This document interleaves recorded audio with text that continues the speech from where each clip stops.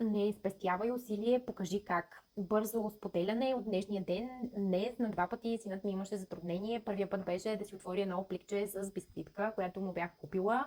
И съответно ме помоли: мамо, можеш ли да ми отвориш пликчето? Втория път беше, когато трябваше да си извади една сламка от пластмасовата опаковка. И първия и втория път по-лесно за мен, по-бързо ще да бъде да отида и да му помогна. Той знае за какво говоря, рисува до мен и затова се чува смеха.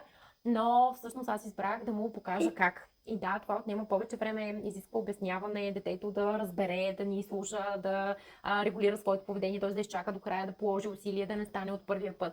Но с времето това изгражда умения у самото дете и си заслужава от всякъде. И когнитивно, и двигателно, като финна моторика, и езиково също, защото сме провели този диалог предварително и детето е разбрало защо това така се случва, защо така можем да отворим пликчето, защо така можем да извадим сламката.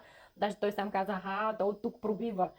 Моят син е на 4, но това сме започнали да го правим с него още откакто беше около годинката. Естествено всичко адаптираме в подхода си спрямо възрастта на детето и по един начин говоря с него сега, по друг начин съм говорила когато е било около годинката, но принципът е същия.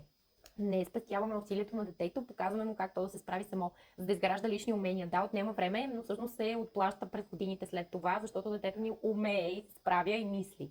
А в другия случай, да, ние сме си спестили някакви минути, но после ни се връща с горница и като бумеранг след време ни се връща обратно с лихвите и тогава търсим варианти как да мотивираме детето да се справя само, а пък то самото не иска.